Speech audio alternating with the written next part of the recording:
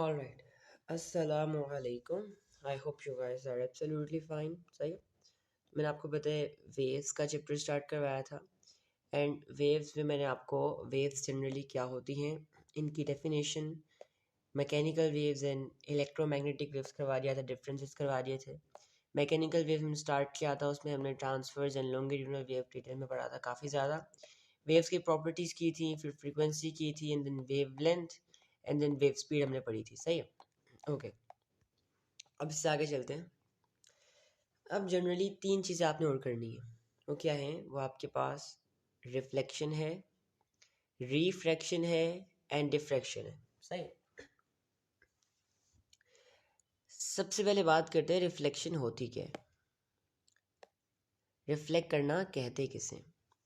Let's assume कर लो आपके पास एक बॉल है एंड आप उस बॉल को सामने दीवार पर मारते हो। वो बॉल दीवार से कोलाइड करेगी एंड टकराने के बाद वापस आपकी तरफ आएगी, बाउंस बैक होगी। ऐसा ही है ना? ये अज्यूम कर लो आपके पास एक लेज़र लाइट है, आती थी ना लेज़र लाइट, छोटे छोटे बड़ा खेला है हम लोगों ने सबने लेज़र लाइट से। तो जब उस लेज़र लाइट को हम लोग शीशे पे मारते हैं तो शीशे से जैसे ही लगती है वो बाउंस बैक होकर वापस आती है। ऐसा ही है ना? तो बाउंस बैक होना चीज़ों का, ठीक है, किसी चीज़ के साथ टकराने के बाद उसे हम रिफ्लेक्शन कहते हैं। सही है? The bounce back of wave after hitting a surface is called reflection. अब सिर्फ वेव के लिए नहीं, कोई भी चीज़ रिफ्लेक्ट होके वापस आए तो उसे हम रिफ्लेक्शन कहते हैं। जैसे लाइट, लाइट भी वेव है। सही। आगे आ जाओ। अच्छा, अब कुछ चीज़ें आपको बताओ पहले। देखो, रिफ्लेक्शन के वक्त ना क्या चीज़ें बदलेंगी एंड क्या चीज़ें सेम रहेंगी, सुनना। फ्रीक्वेंसी क्या होता है? नंबर ऑफ वेव्स प्रोड्यूस्ड पर second. Number of waves produced पर सेकेंड, ठीक है। एक बात में हमेशा याद रखना, फ्रीक्वेंसी कभी चेंज नहीं होगी। फ्रीक्वेंसी का मतलब क्या है कि number of waves produce in a second या number of waves passing a point पर सेकंड कभी भी चेंज नहीं होगा। ये हमेशा डिपेंड करता है सोर्स पर जो कि वेव्स बना रही है। सही। जैसे मैं लेट्स सपोज रस्सी पकड़ के खड़ा हूँ एंड रस्सी में ये मैं हूँ एंड मैं हाथ में रस्सी है, मैं वेव्स बना रहा हूँ, ठीक है। अब नंबर ऑफ वेव्स प्रोड्यूस्ड पर सेकंड ये मेरे हाथ में है, ये सोर्स पर डिपेंड करेगा, ठीक है। चाहे आप स्पीड चेंज कर दो, लैम्डा चेंज कर दो, फ्रीक्वेंसी नहीं बदलेगी, इट रिमेन्स कांस्टेंट। अच्छा, रिफ्लेक्शन में आपकी वेवलेंथ भी सेम होगी, इस चीज़ का ध्यान रखना। एंड आपकी speed of wave, wave speed भी सेम होगी, इस चीज़ का भी ध्यान रखना। सही है? अब कुछ जनरल चीज़ देखो जो आपको पता होना चाहिए रिफ्लेक्शन के लिए आगे बढ़ने से पहले। अब एक सरफेस हमने ले लिया, एक हार्ड सरफेस लिया हम लोगों ने। सही है? और लेट्स सपोज करो एक वेव आ रही है, मैं भी नहीं कह रहा वेव, कोई सी भी कह लो, वाटर वेव कह लो। एक वेव आ रही है, आ रही है, आ रही है, आ रही है एंड वो सरफेस के साथ टकरा रही है। वो इस सरफेस के साथ टकरा रही है। जो टकराने वाली वेव है ना, जो जाकर टकरा रही है, उसे हम लोग कहते हैं इंसिडेंट वेव। ठीक है? कैसे याद करोगे? जिस वेव का जाकर एक्सीडेंट होने वाला है ना, जो कि टकराने वाली है ना, जिसका एक्सीडेंट होने वाला है, वो इंसिडेंट वेव है। क्या है? इंसिडेंट वेव है। एंड वो टकराने के बाद क्या करेगी? बाउंस बैक होगी। बाउंस बैक को हम क्या कहते हैं? रिफ्लेक्शन कहते हैं। और जब बाउंस बैक होकर ये वापस आएगी ना, इसका नाम बदल जाएगा एंड हम इससे रिफ्लेक्टेड वेव कह देंगे। जिसका एक्सीडेंट होने वाला होगा वो इंसिडेंट वेव है, जो बाउंस बैक होकर वापस आएगी उसे हम कहेंगे रिफ्लेक्टेड वेव। यहाँ तक क्लियर है? अच्छा, अब नॉर्मल समझो होता क्या है। नॉर्मल क्या होता है? किसी भी सरफेस से 90 डिग्रीज की लाइन खींची जाए ना, उससे हम लोग कहते हैं नॉर्मल लाइन। ठीक है? ये एक इमेजिनरी लाइन होती है। क्या होती है? एक इमेजिनरी लाइन होती है। सही है? हम किसी भी सरफेस से 90 डिग्रीज की लाइन खींचते हैं ना, 90 डिग्रीज की लाइन, ये देखो, उसे हम लोग नॉर्मल कहते हैं। अब आपका सवाल आएगा किसी भी सरफेस से मतलब सर्कुलर सरफेस से भी कह सकते हो, है ना। जैसे एक सर्कुलर सरफेस है तो सब क्या करोगे? आप सबसे पहले टेंजेंट बनाओगे एंड उस टेंजेंट से 90 डिग्री खींचोगे। बार इतना ज़रूरी नहीं है लेकिन वैसे बता दिया मैंने आपको। सही है? और ये नॉर्मल आपके बहुत काम आने वाली है, ये नॉर्मल आपके बहुत काम आने वाली है। जस्ट मेक श्योर जब भी आप अपने पेपर में इस नॉर्मल लाइन को ड्रॉ करोगे, बताता हूँ कब ड्रॉ करनी है, क्यों ड्रॉ करनी है, कैसे ड्रॉ करनी है। अभी जनरली समझो कि ये है क्या। ठीक है? जब भी आपने नॉर्मल लाइन को ड्रॉ करना है, याद रखना है हमेशा डॉटेड में हो। डॉटेड में क्यों? क्योंकि ये सॉलिड लाइन्स है, ये वेव्स है जो एक्चुअली एग्जिस्ट करती है, जो टकरा रही हैं, and normal is an imaginary line जो हमने अपनी आसानी के लिए बनाई है, तो इसलिए आप इसको डॉटेड में बनाओगे। अब एक बात सुनना, जिस वेव का जाके एक्सीडेंट होने वाला है ना, उसे हम लोग कहते हैं इंसिडेंट वेव। अब इंसिडेंट वेव से लेके नॉर्मल के दरमियान जो एंगल है, इसे हम लोग कहते हैं एंगल ऑफ इंसिडेंस। इंसिडेंस कैसे, क्या कहते हैं, angle of incidence. Incident wave से लेके नॉर्मल तक दरमियान में जो एंगल है, इसे हम लोग कहते हैं angle of incidence. And normal रे से लेके आपके पास जो रिफ्लेक्टेड वेव तक दरमियान में जो एंगल है, इसे आप लोग कहते हो एंगल ऑफ रिफ्लेक्शन। सही है, क्या कहते हो, एंगल ऑफ रिफ्लेक्शन। अब एक जनरल रूल है, जब भी कोई चीज़, जब भी कोई वेव रिफ्लेक्ट करेगी ना, इसका angle of incidence always same होगा एंगल ऑफ रिफ्लेक्शन के। Now what does it mean? Let's assume, ठीक है, let's assume मेरी जो आप कह लो कि एंगल ऑफ इंसिडेंस था वो 60 था, तो एंगल ऑफ रिफ्लेक्शन भी 60 ही होगा। Let's assume angle of incidence मेरा 70 था, तो एंगल ऑफ रिफ्लेक्शन भी 70 ही होगा। सही है। अच्छा, समराइज करता हूँ मैंने क्या कहा। मैंने आपसे ये कहा कि जब भी कोई चीज़ बाउंस बैक होती है हम रिफ्लेक्शन कहते हैं। सही है। जो रे जाकर टकरा रही होती है ना, जिसका एक्सीडेंट होने वाला होता है उसे हम लोग कहते हैं इंसिडेंट वेव। एंड जिसका एक्सीडेंट हो जाए, वो वापस आ रही हो टकरा कर, उसे हम लोग कहते हैं रिफ्लेक्टेड वेव। किसी भी सरफेस से 90 डिग्रीज की लाइन खींचने को, लाइन जो लाइन होती है उसे हम नॉर्मल लाइन कहते हैं। ठीक है। इंसिडेंट रे से लेके नॉर्मल के दरमियान जो एंगल होता है उसे हम एंगल ऑफ इंसिडेंस कहते हैं। एंड नॉर्मल से इंसिडेंट रे के दरमियान जो एंगल होता है ना, रिफ्लेक्टेड वेव के दरमियान जो एंगल होता है, उसे हम लोग एंगल ऑफ रिफ्लेक्शन कहते हैं। अच्छा, अब बेसिकली होगा क्या कि आपके पास ना एग्जामिनर आपको एक वेव्स बना कर देगा, एंड वो वेव्स जो है किसी भी सॉलिड सरफेस के साथ टकरा रही होंगी, एंड वो आपसे कहकर रिफ्लेक्टेड वेव बनाओ। जनरली इस पर यही क्वेश्चन आएगा। तो कैसे सॉल्व करोगे, इसके लिए कुछ स्टेप्स फॉलो करने पड़ेंगे। वो स्टेप्स क्या, सुनो। पहले स्टेप समझ लो, सारा समझ आ जाएगा। सही है, मैं बताता हूँ सारा आगे, 3 एग्जाम्पल्स कराऊंगा सारा। तो सबसे पहली चीज़ ये है कि भाई create an angle of incidence. सबसे पहले एक एंगल ऑफ इंसिडेंस बनाओगे, ठीक है। उसके बाद perpendicular to the wave fronts. अच्छा, स्टेप नंबर 2 क्या करोगे, आप लोगों ने ज्योमेट्री खरीदी होगी, ज्योमेट्री में कुछ इंस्ट्रूमेंट्स आते हैं, एक इस तरह का स्केल होता है, हम सबको नहीं पता होता है किस काम आता है। ये इस काम आता है 90 डिग्रीज की लाइन बनाने के लिए। लेट्स सपोज कोई सरफेस है, आप डी रखोगे, 90 का एंगल ढूंढोगे, फिर लाइन बनाओगे। आपने सिंपली स्केल रखना है सरफेस के साथ, ये आपको प्रॉपर 90 का एंगल बना के देगा। आपने सिर्फ लाइन खींचनी है इसके साथ। सही है। फिर क्या करोगे, आप नॉर्मल लाइन बनाओगे। नॉर्मल लाइन बनाने के बाद आप क्या करोगे, create the line of reflection. फिर लाइन ऑफ रिफ्लेक्शन बनाओगे, एंड उसके बाद वेव फ्रंट्स बना दोगे लाइन ऑफ रिफ्लेक्शन से परपेंडिकुलर। मुझे पता है एक कान से गया दूसरे कान से निकल गया। अब इसको एग्जीक्यूट करते हैं। एग्जीक्यूट कैसे करेंगे, लेट्स सपोज मेरे पास एक पिक्चर दी हुई एग्जामिनर ने, मुझे एग्जामिनर ने ये पिक्चर दी हुई, बताता हूँ किस तरह आएगी, मैं दिखाता हूँ। जो एक मिनट दे दो बस मुझे।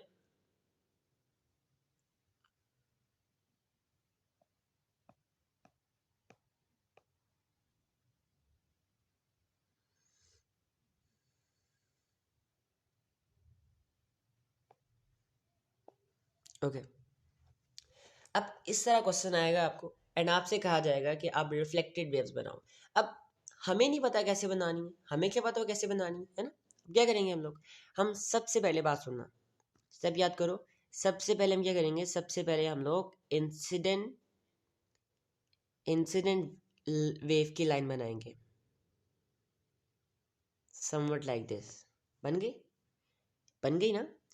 अच्छा, याद रखना है जो लाइन है ना, ये लाइन जो है ये आपकी वेव फ्रंट्स, इन्हें कहते हैं वेव फ्रंट्स, इन्हें कहते हैं वेव फ्रंट्स।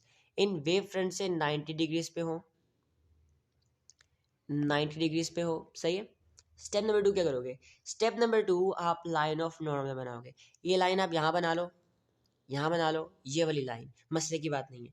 अब आपने ये बनाना है, अब आपने बनाना है नॉर्मल लाइन। बन गई नॉर्मल। अब बेसिकली नॉर्मल का फायदा क्या है, हमें पता है जब भी कोई चीज़ रिफ्लेक्ट करेगी angle of incidence and angle of reflection same होगा। अब इस एंगल का यूज करके हम लोग एंगल ऑफ रिफ्लेक्शन की लाइन बनाएंगे। बन गई, कितना आसान हो गया।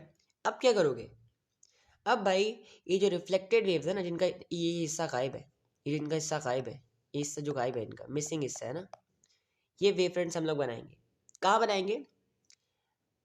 अपनी लाइन ऑफ रिफ्लेक्शन से बिल्कुल परपेंडिकुलर, मतलब 90 डिग्रीज पे, इस तरह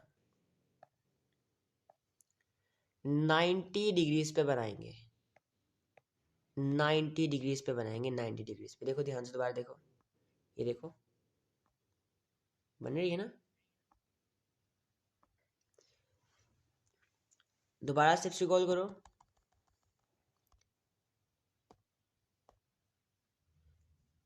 सबसे पहले क्या करेंगे? लाइन ऑफ इंसिडेंट बनाएंगे, ठीक है। फिर क्या करेंगे? नॉर्मल बनाएंगे, एंड नॉर्मल से लेके इंसिडेंट वेव के दरमियान जो एंगल है उसका यूज़ करके हम लोग सेम एंगल से लाइन ऑफ रिफ्लेक्शन बनाएंगे। बना ली। उसके बाद क्या करेंगे? हमारे जो वेव फ्रंट्स मिसिंग है हम उनको लाइन ऑफ रिफ्लेक्शन से बिल्कुल परपेंडिकुलर बना देंगे, इस तरह बना देंगे। आई समझ? ठीक है, आगे आ जाओ। अब देखो यहाँ पे, अब नो मैटर जितनी मर्जी कॉम्प्लेक्स एग्जांपल आ जाए, आपने करने सेम स्टेप्स हैं। क्या करने हैं? आपने सेम स्टेप्स फॉलो करने हैं, ठीक है। अब इसको भी मैं करके दिखाता हूँ आपको, ठीक है, गौर से देखना बस अभी।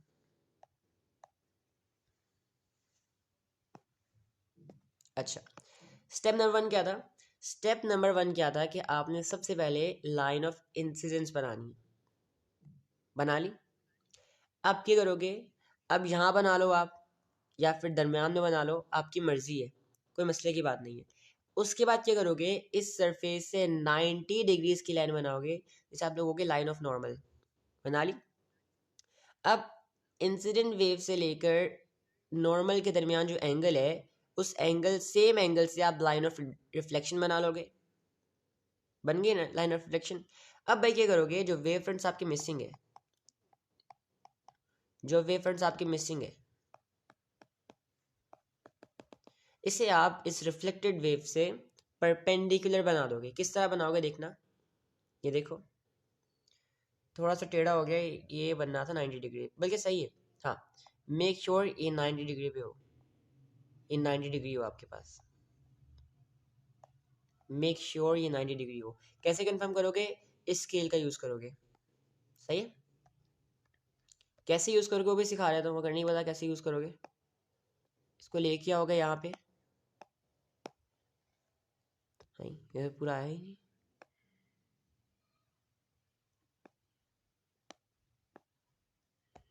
ओके, मुझे निकालना है तो सही तरह इसको पूरा ना।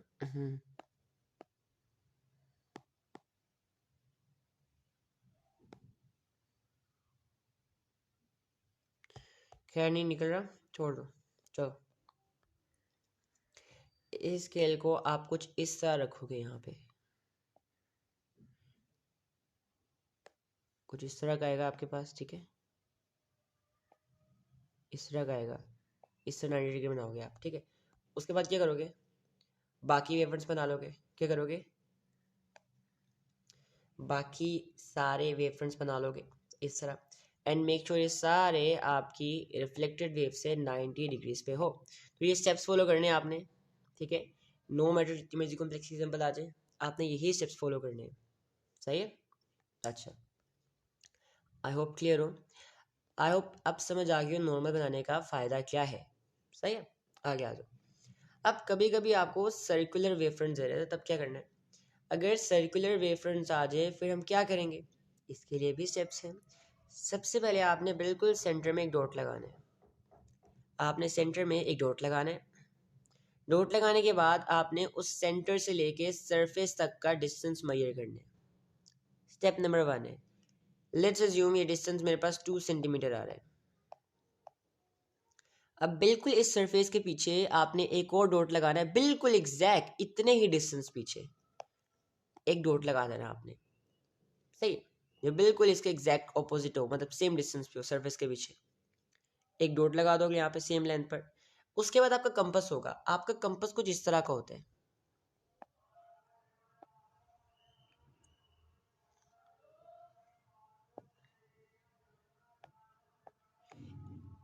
एक जगह निब वाली पॉइंट होती है, ठीक है, एंड एक जगह पास पेंसिल लगाने की जगह होती है। ये निब वाली पॉइंट आपने यहाँ पे रख देनी, ला के इस डॉट पे लिखनी है। ये बारीक नीडल वाली पॉइंट आपने इस डॉट पर ला के रख देनी है। रख दी। अब क्या करोगे, कंपास खोलोगे, जो पेंसिल वाला पॉइंट होगा जहाँ से वेव्स खाई हुई हैं वहाँ पे रखोगे, इस पॉइंट पे रखोगे एंड सर्कल बनाना शुरू करोगे। सर्कल बनाना शुरू करोगे, बिल्कुल perfect wave front, reflected wave front बन जाएगा आपके पास। अब दोबारा उठाओगे, कंपास को बंद करोगे एंड पेंसिल का फेस इधर रखोगे जहाँ से वेव खाई हुई है। सही है, फिर बनाओगे, एक परफेक्ट रिफ्लेक्टेड वेव फ्रंट बन जाएगी आपके पास। ये 4 स्टेप्स फॉलो करने आपने, बहुत आसान काम हो जाएगा। जितनी मर्जी वेव्स आ जाएंगी बनाने के लिए आपको सर्कुलर, आप सारे कर पाओगे। ये 2 टाइप्स ऑफ वेव आती हैं, इनको ध्यान से देख लो। रिफ्लेक्शन बहुत आसान थी, रिफ्रैक्शन थोड़ी मुश्किल है। रिफ्रैक्शन थोड़ी मुश्किल है। रिफ्रैक्शन में होता है क्या है कि जब आपके पास एक वेव एक मीडियम से दूसरे मीडियम में जाती है ना, जब वो अपना मीडियम चेंज करती है तो उसकी स्पीड में इंक्रीज या डिक्रीज आता है, उसकी स्पीड में इंक्रीज या डिक्रीज आता है। ठीक है, जब एक वेव डिफरेंट मीडियम से डिफरेंट मीडियम में जाती है तो उसकी स्पीड में इंक्रीज आता है, एंड उस स्पीड की इंक्रीज की वजह से ये बेंड होती है। सुन ध्यान से, the bending of wave due to change in medium और स्पीड इज कॉल्ड रिफ्रैक्शन। सही है, दोबारा फ्रीक्वेंसी कभी चेंज नहीं होगी। अब बेसिकली एक चीज़ का ध्यान रखना, देखो हम सबको पता है v is equal to F lambda है ना। फ्रीक्वेंसी आपको पता है कॉन्स्टेंट है, चेंज हो ही नहीं सकती। अब v is equals to lambda, मतलब क्या है, दोनों न्यूमरेटर में है, इसका मतलब क्या है, they both are directly proportional. अब डायरेक्टली प्रोपोर्शनल का मतलब क्या होता है कि अगर एक बढ़ेगा दूसरा भी बढ़ेगा। बहुत बड़ा भाईचारा है इनके अंदर, बहुत पक्की दोस्ती है इनकी, ये कभी एक दूसरे का साथ नहीं छोड़ेंगे। सही है, तो अगर एक बढ़ रहा है दूसरा भी बढ़ रहा होगा। अगर आपकी स्पीड बढ़ रही है तो आपका लैम्डा, लैम्डा क्या होता है, एक वेव का जो डिस्टेंस होता है ना, वेव लेंथ जिससे कहते हैं हम लोग, लैम्डा, वो भी बढ़ जाएगा। अगर डिक्रीज होगा, स्पीड डिक्रीज होगी तो लैम्डा भी डिक्रीज हो जाएगा। अब सुनो होता क्या है, लेट्स सपोज मेरे पास एक वाटर टैंक है, यहाँ पे पानी है इसके अंदर सारा, ठीक है। अब मैंने क्या किया, इस वाटर टैंक के अंदर यहाँ पे कोई बड़ी सारी चीज़ रख दी, सॉलिड सब्सटेंस रख दिया। अब जो पानी यहाँ पर है वो डीप हो गया, एंड जो पानी यहाँ पर आ गया वो शैलो हो गया। ठीक है, तो यहाँ पर पानी है वो डीप हो गया, जो यहाँ पर पानी वो शैलो हो गया। अब सवाल ये आता है कि कहाँ पे वेव आपकी तेज होगी, कहाँ पे हल्की होगी। आपने दोनों वर्ड देखने, डीप एंड शैलो। अब जिस वर्ड के अंदर स्लो के स्पेलिंग्स आ रहे हो, जिस वर्ड के अंदर स्लो के स्पेलिंग्स आ रहे हो वहाँ पे आपकी वेव हल्की चलेगी।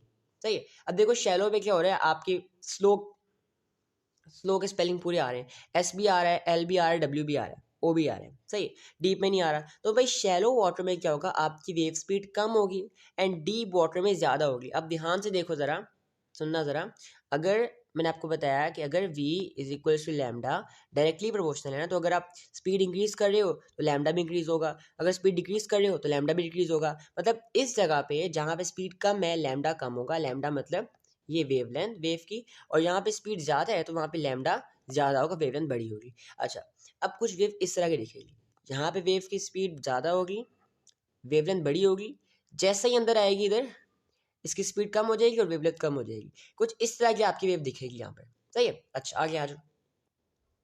अब बेसिकली मैं आपको बता दिया कि डीप वाटर में क्या होता है, यहाँ पे आपके पास स्लो के स्पेलिंग नहीं आते, तो यहाँ पे फास्ट है, वेव फास्ट है। शैलो वाटर में स्लो होती है, डीप वाटर में वेवलेंथ ज़्यादा होती है क्योंकि स्पीड ज़्यादा होती है, एंड शैलो वाटर में स्पीड कम होती, आपकी वेवलेंथ कम होती है क्योंकि स्पीड कम होती है। सही है, जस्ट गिव मी सेकंड, में 1 मिनट आ रहा हूँ, बस 1 मिनट तो मुझे बुला रहे हैं। सही है, अगर आप वीडियो देख रहे हो तो 5 या 2 मिनट आगे कर लेना। सही है, मैं 2 मिनट तक आ रहा हूँ। Okay, just give me a second.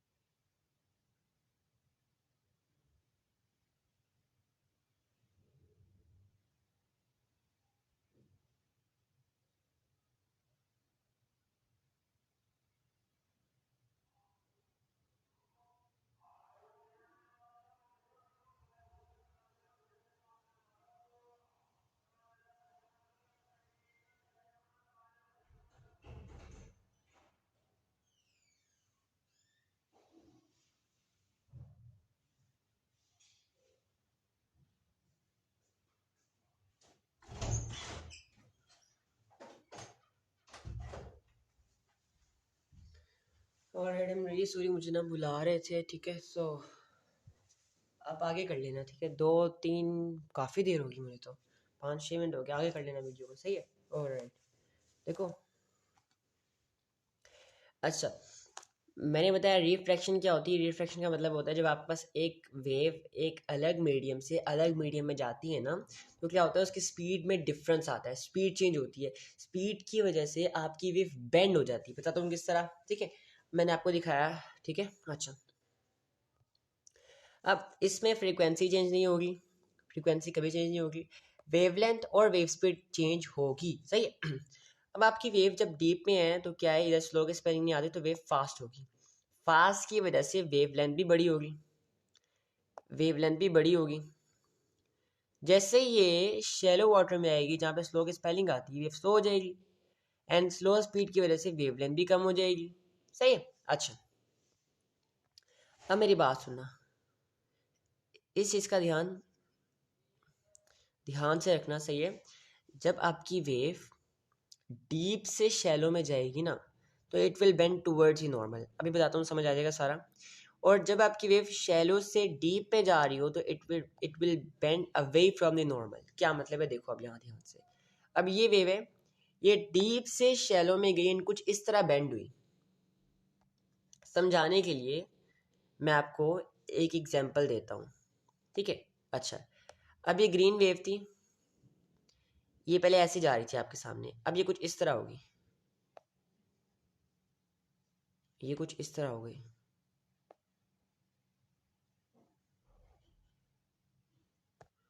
हम्म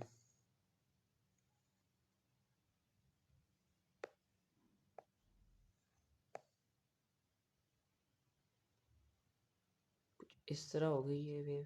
अच्छा, सेटल कर लेते, ऑलराइट। आपकी वेव कुछ इस तरह होगी, हालांकि उसने इस तरह जाना था।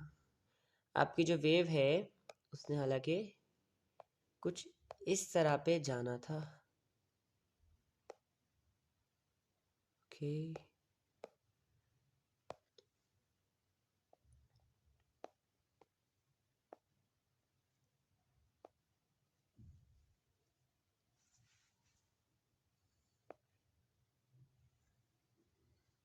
अब देखो ज़रा,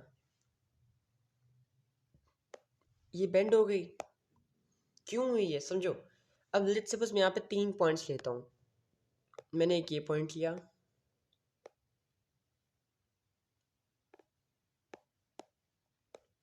मैंने एक ये पॉइंट लिया, ठीक है।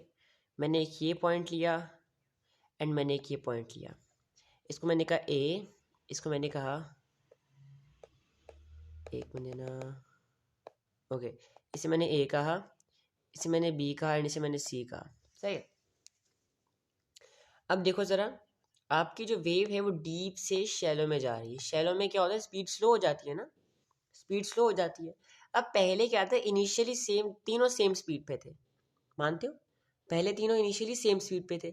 अब जैसे जैसे आगे जा रहे हो, जो जो हिस्सा, ये वाला हिस्सा जो है वो इस मीडियम में आई जा रहा है ना, उन पार्टिकल्स की स्पीड स्लो हो रही है ना। अब वो क्या रहा है कि लेट्स सपोज पहले ये वेव यहाँ पे थी, अब जो पार्टिकल्स जहाँ पे हैं, ऊपर हैं, they are moving faster. And जो इस मीडियम में है वो स्लो मूव कर रहे हैं। अब तेज मूव करने वाले आगे निकल जाएंगे, स्लो मूव करने वाले पीछे रह जाएंगे। बिल्कुल सेम ऐसा हुआ कि आपके पास जो ए था वो फास्ट था, वो आगे मूव कर रहा था तेज तेज। अब बी और सी जो था, जो यहाँ पे आना था, क्योंकि उनकी स्पीड कम होगी ना, वो शैलो में आ गए जहाँ स्लो के स्पेलिंग आते हैं, तो वो क्या, वो पीछे रह गए, वो पीछे रह गए, वो स्लो हो गए। बिल्कुल इसी तरह आपकी वेव बेंड होती है, सही है। अब देखो, ये मैंने सरफेस है मेरे पास, ठीक है। मेरे पास ये सरफेस है रेड कलर की।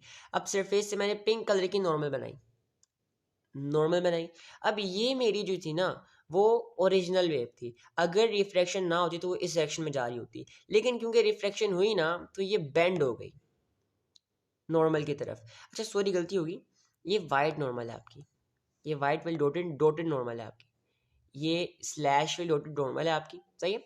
ये ब्लू ओरिजिनल थी, अगर ना रिफ्रैक्ट होती तो इस डायरेक्शन में जाती, लेकिन रिफ्रैक्ट होके देखो इस डायरेक्शन में आ गई है। ये पर्पल वाली न्यू वेव है, रिफ्रैक्टेड वेव है। देखो ये वाली वेव जो है ना, क्या हो गई, नॉर्मल के पास आ गई, टूवर्ड्स ही नॉर्मल, सही है। अच्छा लेट्स सपोज करो अगर मैं यहाँ पे करता, ये मेरी होती नॉर्मल की लाइन, ठीक है, और अगर ये वेव आ रही होती पिंक वाली, एक मिनट, ये होती मेरी नॉर्मल लाइन, ठीक है, और अगर मेरी ये पिंक वेव आ रही होती कुछ इस तरह जा रही होती,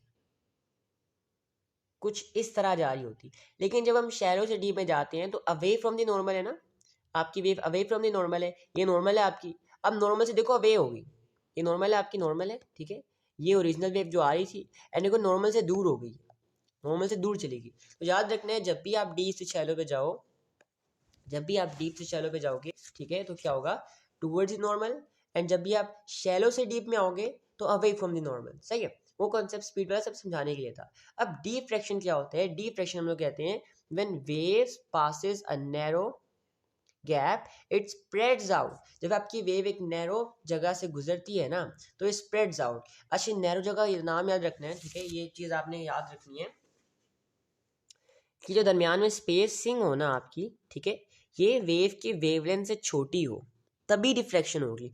जो दरमियान में डिस्टेंस है ना, ये डिस्टेंस, इस डिस्टेंस से वेवलेंथ मतलब एक वेव का जो दरमियान में डिस्टेंस होता है ना, इससे छोटा हो तभी डिफ्लेक्शन होगी।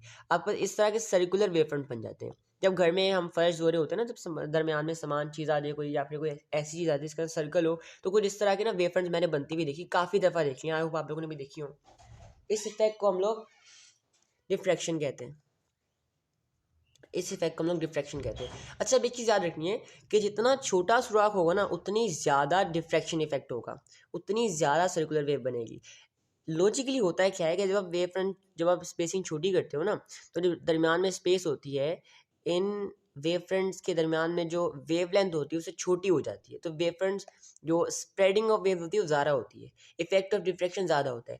जब आप सुराख बड़ा कर देते हो, यूजुअली इनके वेव फ्रंट से बड़ा हो जाता है ना, तो फिर डिफ्रैक्शन का इफेक्ट खत्म हो जाता है, फिर नहीं आता, फिर नहीं होता इतना ज़्यादा, सही है। अच्छा यूजुअली इस तरह भी आ सकता है, अगर आप देख लो एग्जाम में इस तरह क्वेश्चन आ सकते हैं, आपको ये हिस्सा बना के देखना है, आपसे कहेंगे ये बनाओ, जब आपके पास को दरमियान में कोई चीज़ रख दी जाए ना, तो पहले क्या होगा कि आहिस्ता आहिस्ता वेव उस तरफ भी जाना स्टार्ट कर देगी, सही है। अब लास्ट टॉपिक है आपके पास, इसे कहते हैं हम लोग रिपल टैंक। रिपल टैंक की चीज़ है, रिपल टैंक बेसिकली चीज़ जिसके अंदर आप वाटर वेव्स को बनते हुए देख सकते हो। इसमें होता है क्या है बेसिकली, यूजुअली देखो एक डिपर लगा होता है, यहाँ पे एक डिपर लगा होता है इस तरह का, ये डिपर को ना, ये मोटर जो है, ये मोटर रोटेट करती है इस डिपर को, ठीक है, ऊपर नीचे ऊपर नीचे करती करती करती है, उससे क्या होता है वेव्स प्रोड्यूस होती हैं, वेव्स प्रोड्यूस होती हैं। अब ये ग्लास का बना होता है, ठीक है, एंड ऊपर आपने क्या किया होता है, एक लाइट सोर्स लगाई होती है, उस लाइट से ना ये जो वेव्स बन रही होती हैं उनकी शेडो नीचे बन रही होती है, तो हम आप नीचे स्क्रीन पे ना आप आराम से वेव्स को बनते हुए देख सकते हो, सही है। तो होता है क्या, एक मोटर होती है यहाँ पे, इस वुडन ब्लॉक को, एक डिपर होता है, उसको ऊपर नीचे डिप करती है, ऊपर नीचे डिप करती है, उससे वेव्स प्रोड्यूस होती हैं, एंड ऊपर एक लाइट सोर्स लगी होती है जो कि इस वेव्स की शेडो को नीचे दिखा रहा होता है, सही है। तो ये था विच यू मस्ट नो, ठीक है, इस चैप्टर के लिए। अच्छा मेरे ख्याल में मैंने क्या करवाया है, मैंने रिफ्लेक्शन आपको करवा दी, बाकी इंशाल्लाह सारी एग्जांपल्स आपको काफ़ी ज़्यादा पास पेपर्स में कराऊंगा, सही है। ये एग्जांपल 1 मैंने आपको कराई, एग्जांपल 2 कराई, बेसिक रूल्स कराए रिफ्लेक्शन के, सही है, और मैंने आपको फिर रिफ्लेक्शन कराई, बेंडिंग ऑफ वेव्स। अच्छा डिफ्रैक्शन में भी याद रखना है कि आपकी वेवलेंथ, ठीक है, आपकी जो वेवलेंथ है इसमें, आपकी जो वेवलेंथ है, आपकी जो फ्रीक्वेंसी है एंड जो स्पीड है, they will all remain same, कोई भी चेंज नहीं होगा, सही है। अच्छा this was all for today. अब हमारा क्या रहता है, लाइट रहता है, लाइट पे हमारा कोई 3-4 लेक्चर्स बनेंगे, साउंड पे भी 3-4 लेक्चर्स बनेंगे, इलेक्ट्रोमैग्नेटिक वेव्स जो है ये सिर्फ एक लेक्चर में हो जाएगा। ये 3 टॉपिक्स वेव्स के रहते हैं, हमने एक मेजर टॉपिक खत्म कर लिया जो कि था आपके पास मैकेनिकल वेव, सही है। ओके सो अगर वीडियो अच्छी लगी हो मेक श्योर टू शेयर, ठीक है, सब्सक्राइब कर देना, एंड अगर कहीं पे भी इम्प्रूवमेंट चाहते हो, वॉइस लैग करती है या फिर ऑडियो में किसी चीज़ में मसला आ रहा हो ना, तो कमेंट कर दिया करो, सही है। और कुछ लोग नोट्स का पूछ रहे थे, ये नोट्स जो हैं अभी पब्लिकली अवेलेबल नहीं है क्योंकि काम चल रहा है उनके ऊपर, जब बिल्कुल रेडी हो जाएंगे तो पब्लिकली अवेलेबल हो जाएंगे, सही है। तो प्लीज़ उसके बारे में आप टेंशन ना लें, सही है, आप सबको इन्फॉर्म कर दिया जाएगा। अल्लाह हाफिज़।